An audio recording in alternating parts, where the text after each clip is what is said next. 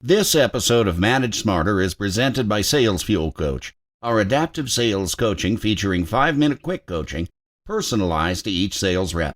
Learn more about Sales Fuel Coach at salesfuel.com. Welcome to the Manage Smarter podcast with hosts C. Lee Smith and Audrey Strong. We're glad you're here for discussions on new ways to manage smarter, hire, develop and retain talent, improve results, and propel team performance to new heights.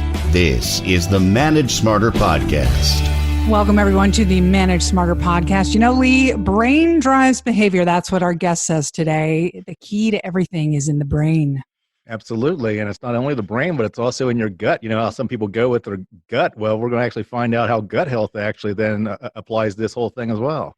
That's right. Dave Kenney, welcome to the Manage Smarter podcast. How are you, sir? Audrey, Lee, it's a pleasure to be here, and I look forward to sharing some information with you.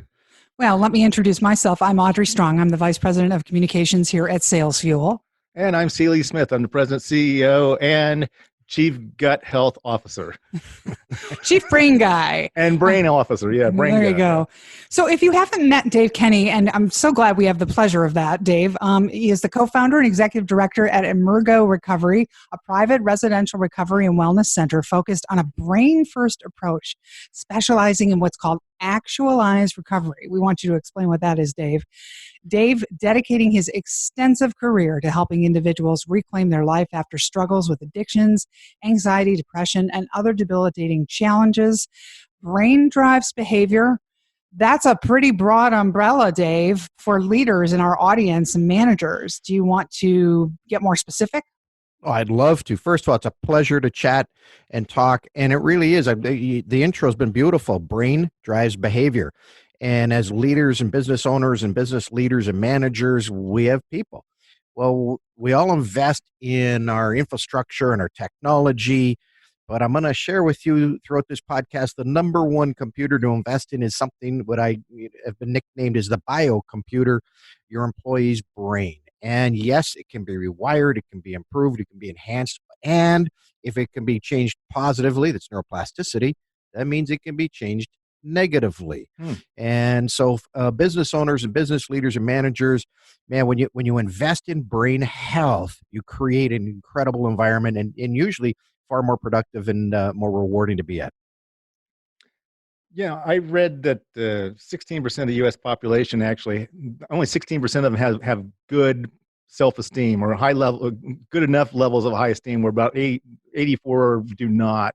What do you think that is? And then what can be done about that? Well, self-esteem comes from feeling good of oneself. And again, that's brain drives behavior. And when my brain is in an overfunctioned or in an underfunctioning state, I don't care about what really I do throughout the day because that organ, the brain, is not working and not functioning in a real good way. So I can be really in a fight or flight called the sympathetic nervous system. I can be really in this high stress state, and it compromises everything in my life.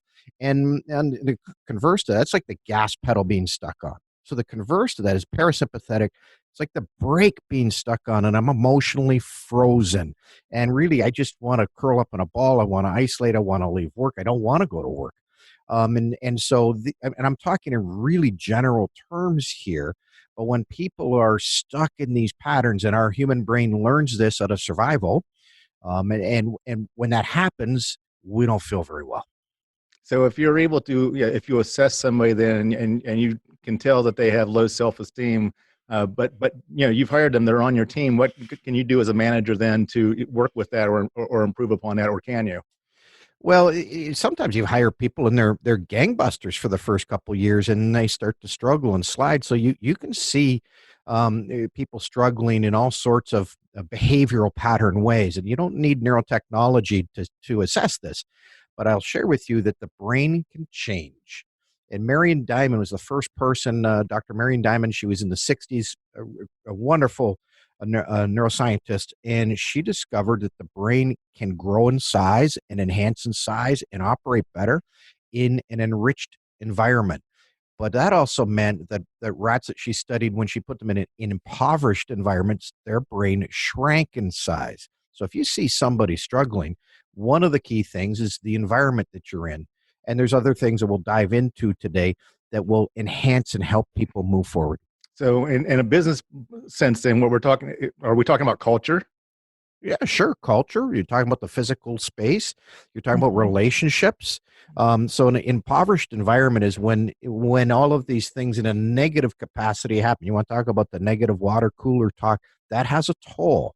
And if you want to talk about investing in your team, take them out. We love to go axe throwing right now. Forget about bowling. That's so blasé. But you go do something as a team and as a unit that brings a collaboration and a connection. We know that when humans are connected in a positive way, it has a positive impact on our brain function. What are some of the warning signs of the more serious addictions that you have talked about? Like you say, the brain will drive the behavior to drink heavily or to, smoke crack or something. I mean, what are the warning signs of that? How can you tell that somebody is in really serious territory? I think every good leader and manager and leader and business owner will know that by somebody's performance. They start showing up late and all the telltale signs. But really, I want to just quickly dive into this. That addictions is a very difficult thing to have a common definition. But people typically, there's two camps. It's a brain disease or it's a brain disorder. So the one thing that everybody, depending on, you can spend a weekend debating disease disorder, but one thing is brain issue. And if the brain is driving it and I'm seeking relief from pain, that's what that's about, whether that's internet sex or whether that's gambling or whether that's a substance, whether that's my glass of wine or bottle of wine every night, what I'm trying to do is seek relief from a neurological imbalance. And so when you work towards a more balanced brain, I don't need to do things to get relief because I naturally feel happier. Got it. And all those things are also distractions from your work. So if you're thinking about what the line on Sunday's football game is, or you can't wait till smoke break, or you can't wait to get the lunch for your 2 martini lunch or whatever, it's just like, well, you're not totally present at work.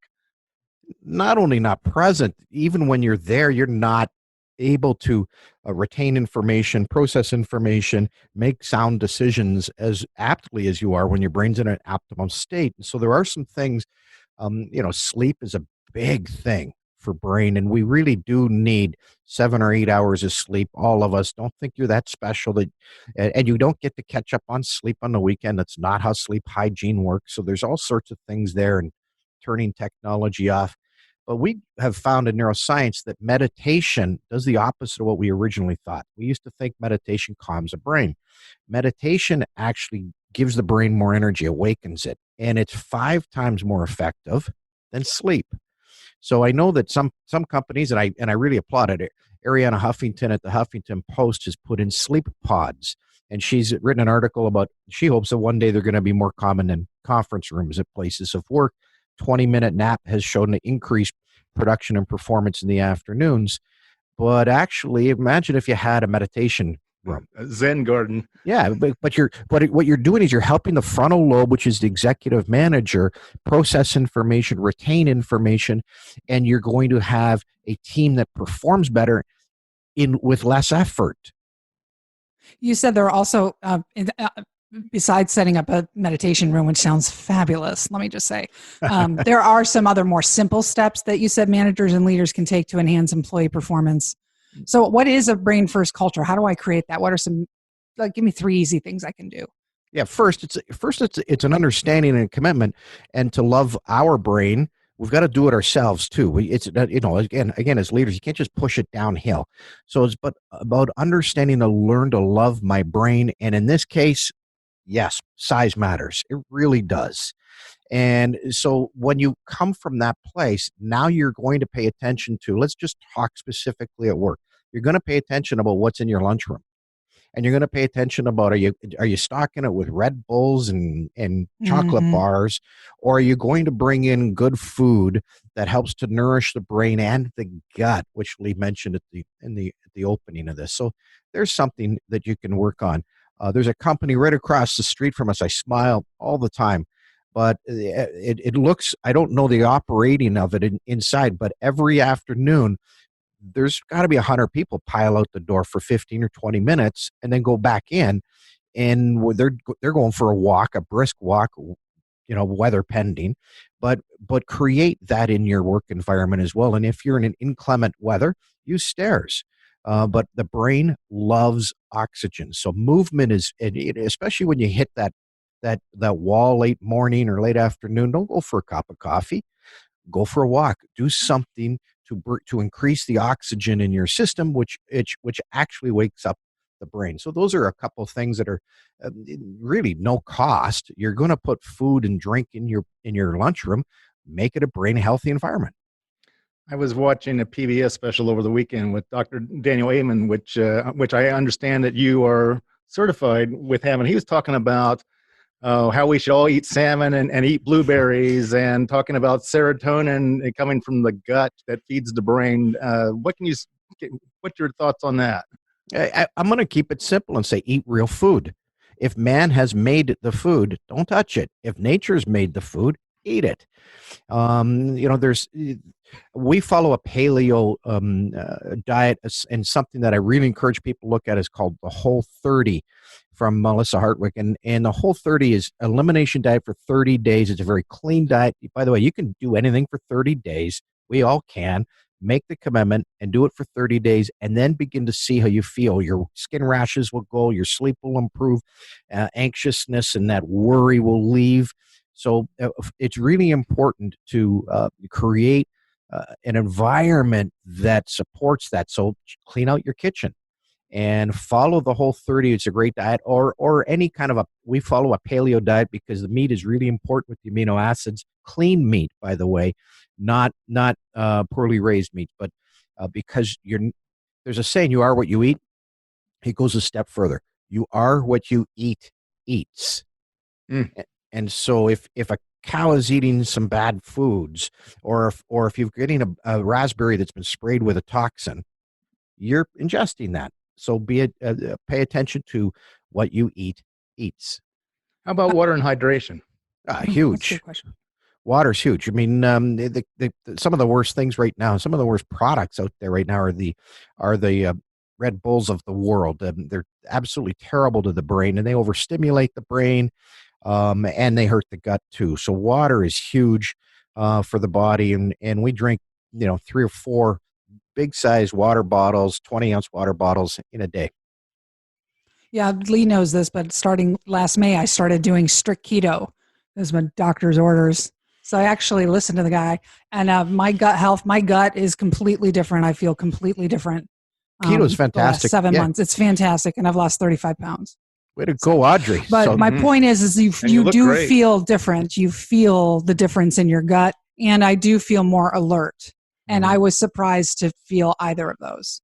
So I would really suggest that you eliminate grains, glutens, dairy, refined sugars, legumes. Try and eliminate that stuff and see how you feel. And keto for some people is great. I lean towards eating a little bit more of the more veg than is in the keto diet. But if it works for you, fantastic. My dad's diet advice was, if it tastes good, spit it out. Hey, that's not bad. With some of the processed stuff, it's all like salt and fat and sugar. A lot of sugar. I'm addicted to sugar myself. Well, please get the food industry understands how to addict the brain, like tobacco industry. They understand how the combination of sugar, fat, and salt, and they manipulate that, and they manipulate it so that you don't eat 3 Oreo cookies, you eat a third of the bag. Can you imagine somebody? What about the Girl Scouts? I think the Girl Scouts know this too. Well, let's give them a break. Let's give them a break. But I'll give them money and not take their cookies. Yeah, I would probably do that now too, because I look at it like it's just poison. I can't do it. Can't do it. Not anymore. Once you reset your body, it's amazing. I don't crave things that I used to crave, ice cream and pastas. I not only don't crave them, I just say no thanks when somebody brings the nice bread to the table. No thanks. And there's a key to say no one time. So say no when the bread's arriving at the table versus being polite and letting them put it down. Now you have to say no 82 times throughout the meal. That's true. How else can I change my brain? You had some other tips you wanted to give us. Well, food is huge. We've talked about that. Oxygen and movement is very big. We should be taking a break about every 40 minutes and going for a walk or doing something, a stretch and a movement with that. Those things are great. Well, And for the duration managers, of those walks, 10 minutes? Yeah, 5-10 minutes. Yeah. well, for managers, it's like you can follow the advice of another podcast guest we had from a while back, Tom Peters. It said, management by wandering around. So get up off your desk and go walk around the office and talk to people. Well, can you imagine go for a walk outside and have a meeting? We've done that. Connect it, and it works. And it works better. Yeah. The other thing too, Audrey, is don't believe all your thoughts. Your thoughts lie to you, and they lie to me. And roughly, we have 80,000 thoughts in a day. I swear, women have more. I believe that. But Come on, we have 80,000 thoughts in a day, and so it just leads one to believe that some of those are going to be real positive, some of those are going to be very negative, and most of them are going to be kind of vanilla, kind of benign. Nothing. But just because we have a thought doesn't make it true. So I learned it from Dr. Amen's teachings in the certification went through, called them ANTs, automatic negative thoughts. And that's all it is. But a thought can create a feeling can create an action, and then we're making some negative choices. So if you want to change your behavior, change your thought. And the way to do that is challenge it. I get a negative thought. I'm not smart enough. No one's going to like me. Oh my God, I can't do this. And I want you to challenge it. Ask a question. Is that true? Explore your past. Oh, wait a minute. People have liked me before. But then here's the key. You have to replace it with gratitude. If you don't, you'll probably get a different automatic negative thought. So use gratitude in replace of that. First, challenge the thought. Ask if it's true. Be honest. And then replace it with some gratitude. And you'll find that it has a great impact in your day. One ant, not that big of a deal. A whole bunch of ants, they can move basketballs and watermelons, right? So, and they can grind us into the ground. Oh yeah, I'm a worrywart. Lee knows this.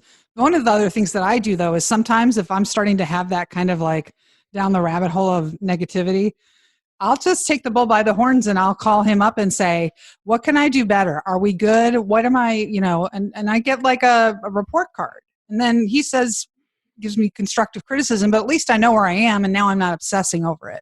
That's not a bad thing, right? You're using an external source of feedback. What I'm going to encourage you to do is when you're getting in that state and you catch yourself, and parents, when you catch your kids misbehaving and acting out, please don't give them a timeout. I wish I'd known this. A timeout is the worst thing because I'm going to just continue to spin and ruminate on that.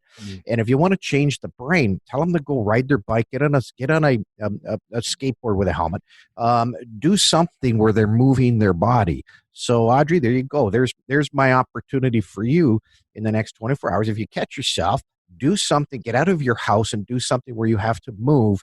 And about 10 minutes later, you're going to find you're in a different state. Yeah, definitely. Like Oklahoma, maybe. My last question for you is: how much really can the brain be retrained or reprogrammed? Massively, incredibly. So we're not talking about just a minimal, single digit amount or anything like that. You're thinking it's a whole lot. It's a massive amount. It's a life-changing amount. Certainly, everybody gets to define what they call success. We've worked with some autistic people, and for the first time in their lives, after leaving us, they've been able to hold a job for a year and a half. But in one case, one young lady, she's working at a car wash, and she loves it. But she couldn't hold a job. She couldn't get a job before. She couldn't keep a job before. So how do you define success? And regarding salespeople, high-stress job, brain health is huge. And if you really want to improve your sales force, invest in brain health. So what are the various ways that you measure that then? And obviously, everybody, it's Emergo Recovery.com, EMERGO Recovery.com if you want to get Dave on the blower and get some help. But what are the ways that you measure the change? Well, there's all sorts of technologies out there. We've talked about the Amen clinics. They use SPECT imaging, which is a photoelectron imaging with a contrast dye, and you get a picture of the brain, and that's great. Another source is the Broken Brain series is a great series that's out there. And there's a company in Scottsdale, Arizona called Cereset, CE and then Reset. So CERESET.com.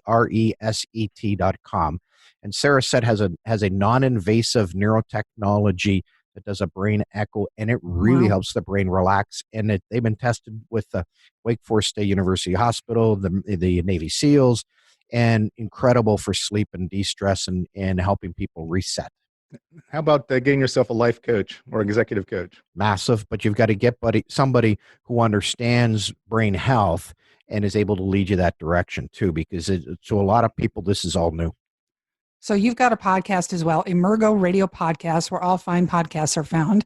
And so, Dave, thanks for being on the show. We appreciate it. We would love for you to all subscribe, rate, and review this podcast. It really helps us with the reach of the show. Tell a friend and a colleague, send it around. And Mr. Kenney, it's been a pleasure having you on. What an interesting topic. I love this topic. I love your energy, guys. It's been a treat hanging out with you today. Thanks for having me. Thank you. Thanks for listening. If you enjoyed the show, please rate and recommend on iTunes, Overcast, or wherever you get your podcasts. You can also get more great information at salesfuel.com.